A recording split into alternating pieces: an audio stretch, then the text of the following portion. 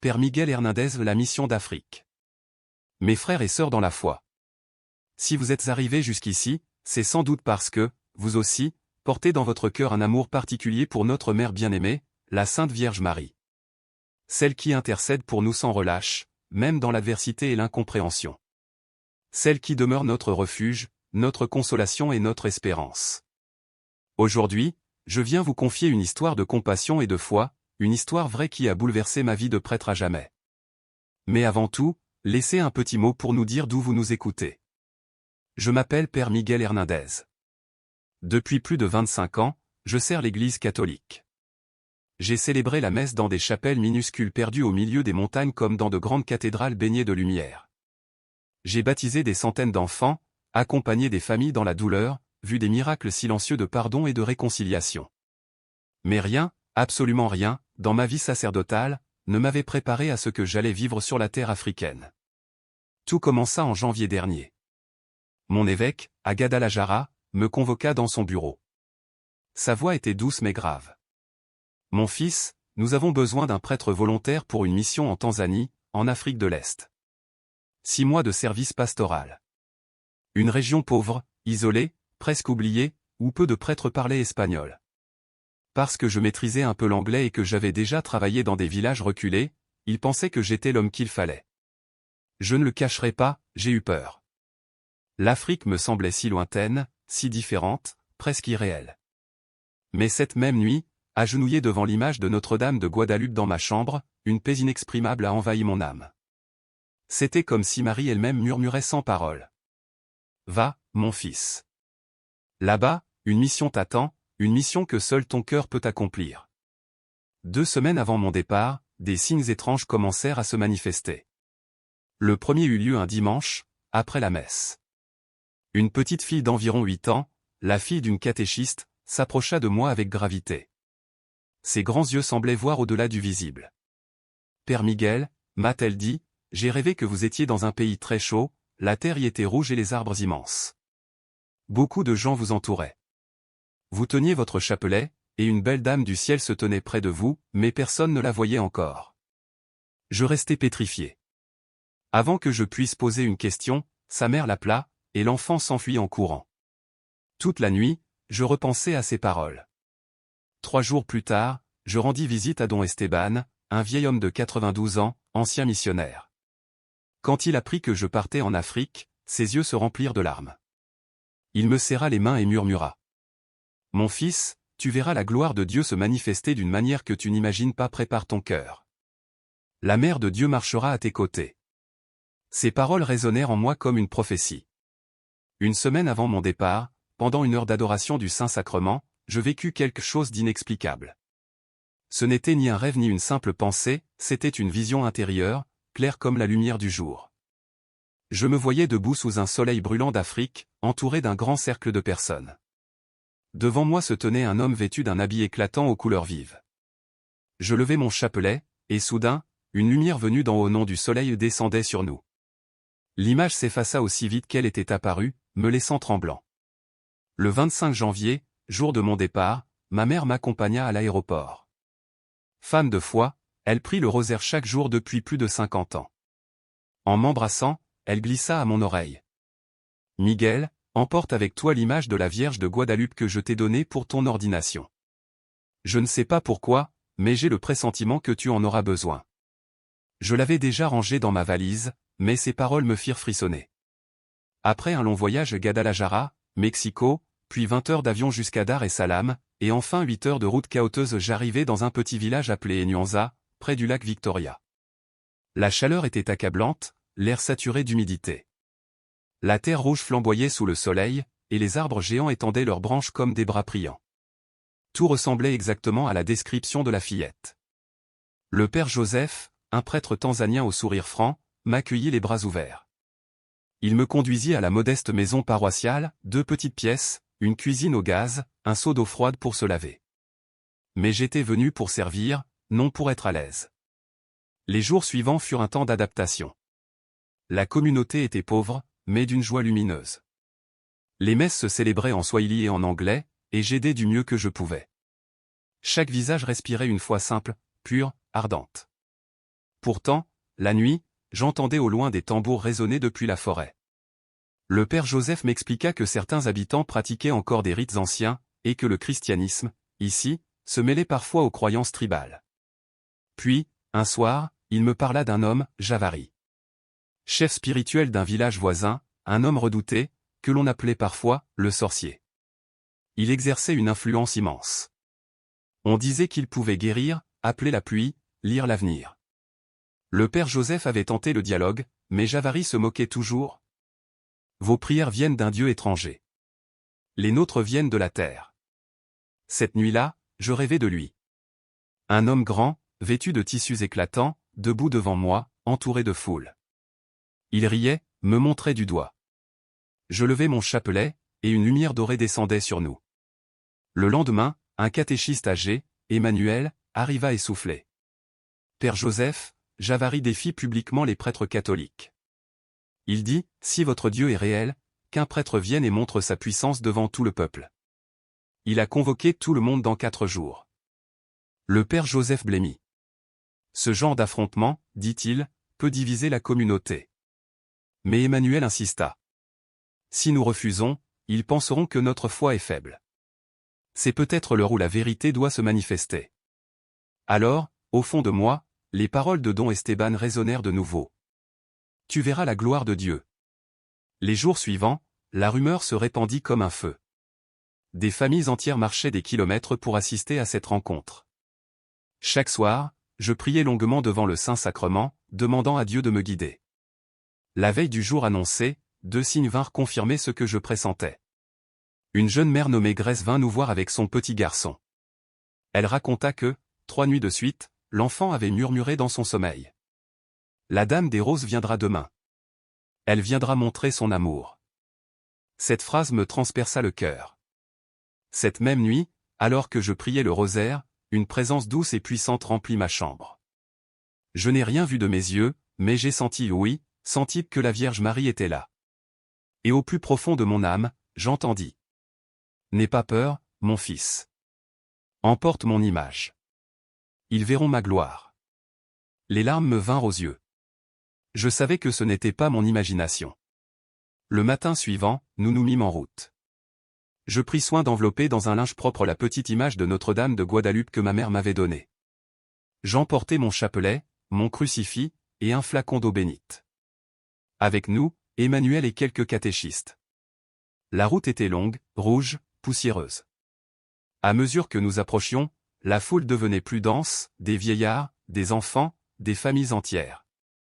Certains portaient des croix de bois, d'autres des colliers de coquillages. Le soleil flamboyait, cruel et magnifique. Enfin, nous arrivâmes.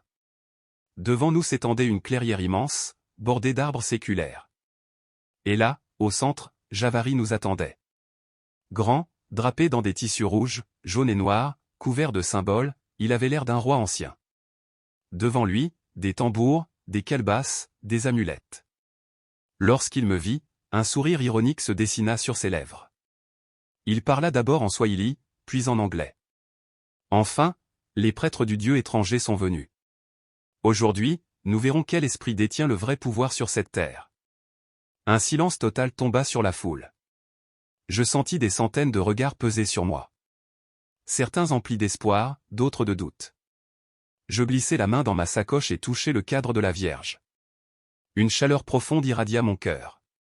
À cet instant, je sus. Je n'étais plus seul. Sous ce soleil d'Afrique, les pieds ancrés dans la poussière rouge, entouré de centaines d'âmes en attente, je compris que toute ma vie, toutes les paroles reçues, tous les signes, m'avaient conduit à ce moment précis.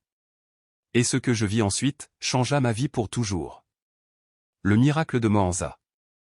Le soleil africain, implacable et brûlant, se couchait lentement sur la savane, jetant une lueur dorée sur la terre rouge. Devant moi, une foule s'était rassemblée, des centaines d'hommes, de femmes et d'enfants aux visages graves, aux yeux remplis d'attente et de peur. Et là, au centre, se tenait Javari, le chef spirituel du village drapé d'un manteau orné de plumes et de symboles anciens. Il leva son bâton au ciel et déclara d'une voix forte. Ce prêtre vient d'un pays lointain avec un Dieu qui ne connaît ni notre terre ni notre peuple. Aujourd'hui, je vais montrer que ma puissance est réelle et que son Dieu n'a aucune autorité ici. Un murmure parcourut la foule. Certains hochaient la tête, convaincus. D'autres me regardaient avec une pitié silencieuse, comme si j'étais déjà condamné. À mes côtés, le père Joseph, mon compagnon de mission, me souffla d'une voix tremblante. « Père Miguel, nous pouvons encore partir. Rien ne nous oblige à rester. » Mais je savais, au plus profond de mon âme, que nous ne pouvions pas fuir. Ce n'était pas une question d'orgueil ni de bravade, c'était une certitude intérieure, une conviction brûlante que Dieu nous avait conduits en ce lieu précis, à cet instant précis, pour que sa gloire se manifeste. Je posai ma main sur son épaule. Nous restons. La Vierge Marie est avec nous. Joseph me regarda, surpris, puis hocha la tête sans un mot. Alors Jabari commença sa cérémonie. Il traçait des cercles lents sur la terre, frappant le sol avec son bâton orné de grelots. Chaque coup produisait un son métallique et profond qui vibrait jusque dans la poitrine.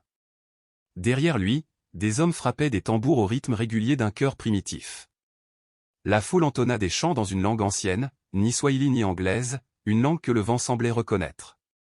Je serrai mon chapelet et murmurai, encore et encore, « Je vous salue, Marie, pleine de grâce. » Une odeur étrange emplit alors l'air, âcre et lourde, comme des herbes brûlées.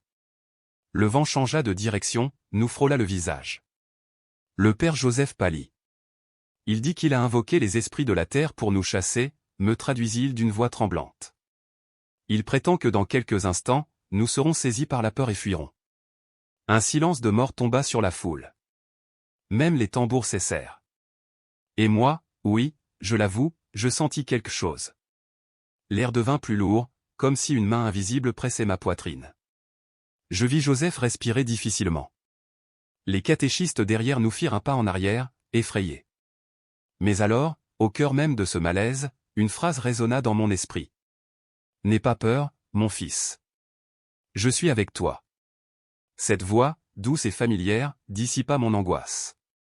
Je glissai la main dans mon sac et en sortis une petite image encadrée, la Vierge de Guadalupe. Je la déployai délicatement et la levai au-dessus de ma tête pour que tous puissent la voir. La lumière du soleil se refléta sur le verre. Jabari s'interrompit. Son regard changea, d'abord la surprise, puis la colère. Je pris la parole, la voix tremblante d'abord, puis plus ferme. « Frères et sœurs, je ne viens pas ici avec ma propre force, mais au nom de Jésus-Christ, le Fils du Dieu vivant, sous la protection de Marie, sa mère. Voici la Vierge de Guadalupe, qui apparut dans mon pays, le Mexique, il y a près de 5 siècles, pour révéler l'amour de Dieu à son peuple. » Jabari éclata d'un rire moqueur et dit quelque chose dans sa langue. La foule rit avec lui. Joseph me souffla. Il dit que ce n'est qu'un morceau de bois et de papier, sans pouvoir. Alors Jabari s'approcha, la main tendue vers l'image, le sourire provocateur. Mais avant qu'il ne la touche, il poussa un cri et retira sa main brusquement, comme brûlée. Il regarda sa paume, stupéfait. Un murmure d'effroi parcourut la foule. Il tenta une seconde fois, plus lentement, mais retira encore sa main, le visage crispé de douleur. Et c'est alors que tout changea. L'atmosphère lourde disparut. Une brise douce se leva, caressant les visages. Un parfum de fleurs, léger mais distinct, se répandit, inexplicable en ce lieu aride. Des gens levèrent les yeux vers le ciel et crièrent. Les nuages, épars jusque-là, commencèrent à se rassembler, à se modeler, guidés par une main invisible. Peu à peu, une forme se dessina floue, lumineuse, mais indéniable, une femme voilée, drapée de lumière. Le silence tomba sur la foule. Tous regardaient le ciel, certains pleurant, d'autres murmurant des prières dans leur langue.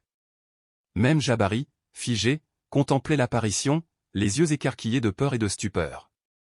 Puis, la lumière changea. Je sentis une chaleur douce dans mes mains. Je baissai les yeux, l'image de la Vierge de Guadalupe se mettait à briller. Ce n'était pas le soleil. C'était une lumière venue d'elle-même dorée, tendre, pure. Elle devint de plus en plus éclatante, jusqu'à ressembler à un petit soleil entre mes doigts.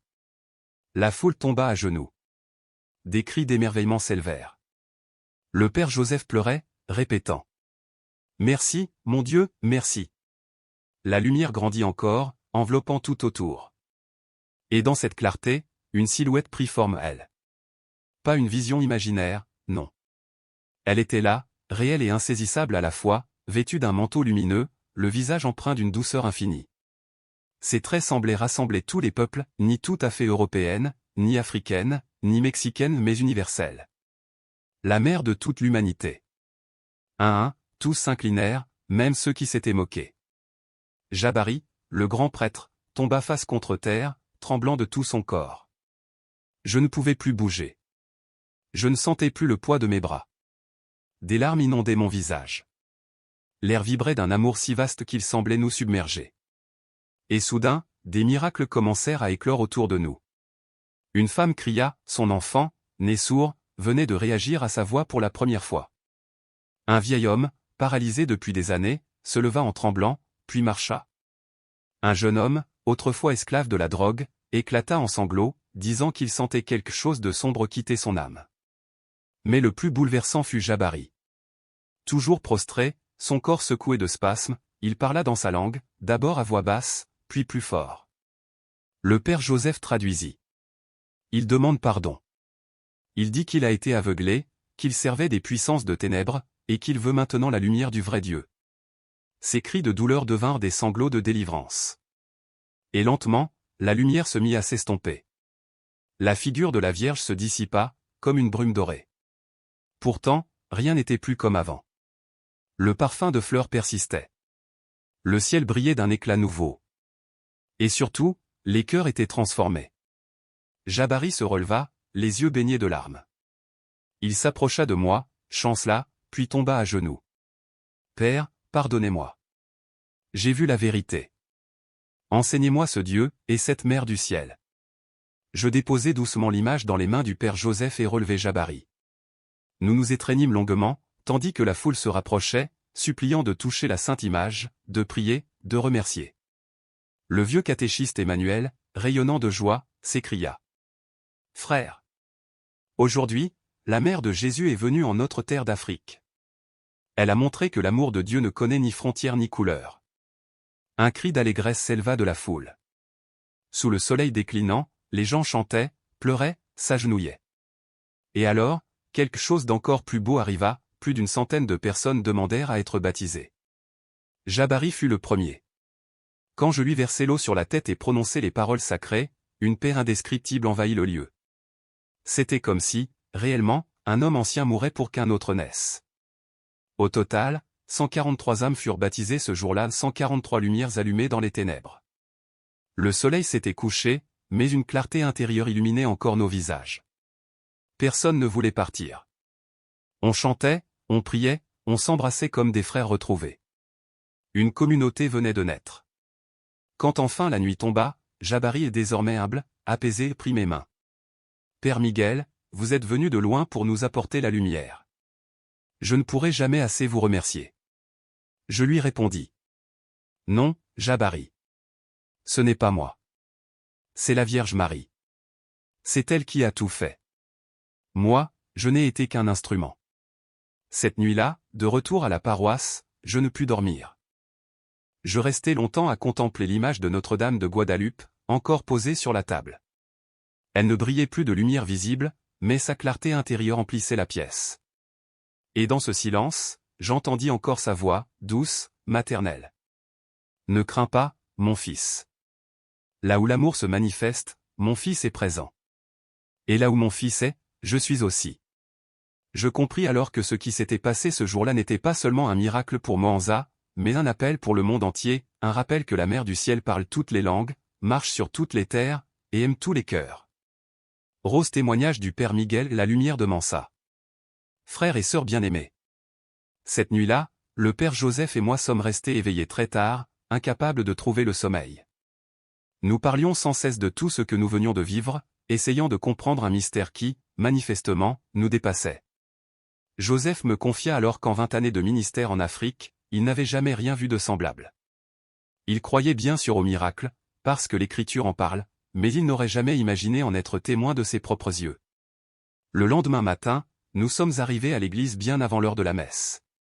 Mais, à notre grande surprise, une foule attendait déjà à l'extérieur. Il n'y avait pas seulement ceux qui avaient été baptisés la veille, mais des dizaines d'autres, venus des villages voisins, attirés par ce qu'ils avaient entendu. La petite église, qui pouvait habituellement contenir 200 personnes, débordait littéralement. Certains étaient debout dans les allées, d'autres s'agglutinaient près de la porte, d'autres encore regardaient par les fenêtres. Nous avons estimé qu'ils étaient plus de 400. Ce jour-là, frères et sœurs, la messe fut l'une des plus belles, des plus bouleversantes de toute ma vie. Quand arriva le moment de l'homélie, j'invitai Javary à venir témoigner. Un murmure parcourut l'assemblée, car beaucoup le connaissaient. On savait quel homme il avait été, un chef spirituel redouté, un sorcier respecté, un homme de pouvoir. Javary s'avança humblement jusqu'au pupitre. Ses yeux, autrefois sombres et durs, brillaient d'une lumière nouvelle. Il parla d'une voix douce mais ferme, il raconta comment il avait passé 40 années à chercher la puissance dans les ténèbres, à influencer des milliers d'âmes pour les détourner de Dieu. Puis il décrivit le moment où tout s'était effondré, l'instant où la Vierge Marie s'était manifestée à lui, et où la lumière avait envahi son être. Je croyais être un homme puissant, dit-il, mais hier, j'ai compris que je n'étais qu'un esclave. Et il ajouta, la voix tremblante, la vraie liberté, le vrai pouvoir, résidant dans l'amour de Dieu. Un tonnerre d'applaudissements et de louanges secoua alors l'église. Des larmes coulaient sur les visages. Certains se mettaient à genoux, d'autres levaient les mains vers le ciel. Mais, frères et sœurs, ce n'était que le commencement. Ce jour-là, une journaliste de Dar es Salaam était venue assister à la messe. Elle s'appelait Sarah. Catholique de naissance, sa foi s'était affadie avec les années. Elle avait entendu parler des événements de la veille et, poussée par la curiosité, avait voyagé toute la nuit pour vérifier la véracité du miracle. Après la célébration, elle nous aborda avec une caméra et un petit enregistreur. Elle demanda la permission d'interviewer les témoins. Nous l'Y encourageâmes. Elle passa toute la journée à écouter, à noter, à comparer. Et à chaque entretien, elle entendait la même chose, une lumière dorée, une présence douce et puissante, un amour si fort qu'il faisait tomber les cœurs à genoux. Le soir venu, Sarah nous avoua qu'elle était venue avec scepticisme, prête à déceler des contradictions, à démasquer une illusion collective. Mais la cohérence des témoignages, la paix et la joie visibles sur les visages avaient bouleversé son esprit. Et ce n'était pas tout. Un des hommes présents avait pris plusieurs photos avec son téléphone. L'appareil était ancien, les images floues. Mais sur l'une d'elles, prise au moment même où la lumière fut la plus intense, on distinguait clairement une colonne lumineuse montant du sol vers le ciel, à l'endroit exact où je me tenais. Cette lumière dorée, diffuse, irréelle, défiait toute explication. 3 jours plus tard, Sarah publia son article. Le titre fit trembler tout le pays. Manifestation mariale en Tanzanie, des centaines de conversions après une apparition lumineuse. Le reportage contenait les photos, les témoignages, et surtout l'histoire de Javary. En quelques jours, la nouvelle se répandit dans toute la Tanzanie, puis au-delà. Des pèlerins affluaient de villages lointains, de villes entières. Tous voulaient voir le lieu du miracle, prier devant l'image de la Vierge de Guadeloupe, et écouter nos récits. Une semaine plus tard, un évêque du diocèse de Dar es Salaam vint nous rendre visite. C'était un homme prudent, sérieux, fidèle à la sagesse de l'Église, avant toute reconnaissance, il fallait enquêter. Il interrogea des dizaines de témoins, examina la photo, observa l'image de la Vierge avec grand soin. Nous lui assurâmes que nous ne cherchions ni gloire ni renommée, mais seulement la vérité. Pendant que l'Église poursuivait son enquête, la ferveur populaire grandissait. Notre petite église de Mansa ne suffisait plus à contenir la foule. Nous dûmes célébrer la messe en plein air, sur le lieu même de l'apparition. Chaque dimanche, plus de 1000 personnes venaient prier. Quant à Javary, il s'était transformé. Celui qui, jadis, invoquait les esprits du mal devint l'un des catéchistes les plus zélés. Il utilisait désormais son charisme pour conduire les âmes vers le Christ. 3 mois après le miracle, il me confia en privé. Pendant toutes ces années, j'ai senti un vide en moi, un creux que ni le pouvoir ni la richesse ne pouvaient combler. Mais ce jour-là, quand j'ai vu la Mère de Dieu, quand j'ai senti son amour, ce vide s'est enfin rempli. C'était un vide en forme de Dieu. Il me dit aussi qu'il parcourait les villages qu'il avait jadis égarés, demandant pardon famille après famille. Certains le pardonnaient, d'autres restaient méfiants. Mais il ne se décourageait jamais. « Je veux réparer tout le mal que j'ai causé », me dit-il. Je posai la main sur son épaule et lui répondis. « Mon frère, Dieu t'a déjà pardonné. Il ne te reste qu'à te pardonner toi-même. » 6 mois plus tard, mon temps de mission prit fin. Le jour de mon départ fut l'un des plus douloureux de ma vie. des centaines de personnes vinrent me dire adieu. Javari m'embrassa en pleurant. Vous êtes l'instrument que Dieu a choisi pour me sauver, me dit-il. Je lui répondis, non, mon frère, c'est la Vierge Marie qui t'a sauvé, c'est son amour qui a tout accompli. Avant de monter dans le bus qui me ramènerait à Dar es Salaam, je sortis de mon sac l'image de Notre-Dame de Guadeloupe, celle que ma mère m'avait donnée 25 ans plus tôt, celle qui avait brillé de lumière surnaturelle ce jour-là. Je la remis au Père Joseph. Cette image doit rester ici, lui dis-je, sur cette terre où la Mère de Dieu a manifesté sa gloire. Il l'a reçue avec émotion, promettant d'en prendre soin comme d'un trésor sacré. Et maintenant, frères et sœurs, laissez-moi vous poser une question du fond du cœur. Qu'est-ce qui vous empêche de croire que Dieu peut accomplir le même miracle dans votre vie? Si la Vierge Marie a traversé spirituellement des milliers de kilomètres pour sauver un homme perdu dans les ténèbres, ne croyez-vous pas qu'elle peut venir jusqu'à vous? Peu importe vos fautes, vos blessures, vos années d'éloignement. L'amour de notre Mère Céleste ne connaît ni frontières ni limites. Javari, l'homme que tout le monde croyait irrémédiablement perdu, est devenu un témoin vivant de la miséricorde divine. Là où régnait la peur et la sorcellerie, il sème aujourd'hui la paix et la lumière. Dieu ne regarde pas l'apparence, il regarde le cœur. Et dans ce cœur, sous les couches d'orgueil, de douleur et d'ombre, se cache toujours une soif d'amour, une soif de vérité. Cette soif, frères et sœurs, Dieu seul peut l'apaiser. Peut-être que vous aussi, en écoutant cette histoire, sentez un vide intérieur, une blessure silencieuse. Peut-être cherchez-vous à combler ce vide par le monde, sans y parvenir. Ce soir, je vous en prie, ouvrez votre cœur. Dites simplement. Mère, j'ai besoin de toi. Conduis-moi à ton fils. Depuis mon retour au Mexique, je reste en contact avec le Père Joseph. Il m'écrit que la communauté continue de croître, que Javari, désormais sexagénaire, se prépare à devenir diacre permanent, et qu'à l'endroit du miracle, on a construit une petite chapelle dédiée à Notre-Dame de Guadeloupe, la première de toute la région. Des pèlerins viennent de tout le pays pour y prier. Beaucoup y trouvent la paix, certains la guérison, d'autres la foi retrouvée. Et dans cette chapelle, sous un verre protecteur, repose encore l'image que ma mère m'avait confiée, entourée de bougies qui ne s'éteignent jamais. Je vous raconte cette histoire, non pas pour ma propre gloire, mais pour la gloire de Dieu seul. Pour que vous sachiez que les miracles existent encore, que Dieu agit toujours dans notre monde, que son amour n'a pas changé. Quand je ferme les yeux devant une autre image de la Vierge de Guadeloupe, ici à Guadalajara, je revois ce soleil africain, cette lumière dorée, cette paix inondant tout.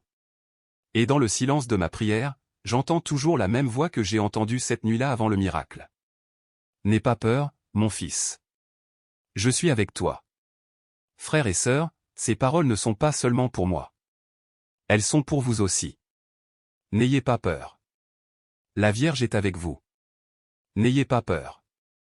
L'amour de Dieu est plus grand que toute obscurité. N'ayez pas peur, car les miracles ne sont pas terminés. La même Vierge qui est apparue à Guadeloupe il y a 5 siècles, celle qui s'est manifestée en Afrique, intercède aujourd'hui encore pour chacun de vous. Que la paix du Christ demeure en vos cœurs. Que la protection de la Vierge Marie vous enveloppe toujours.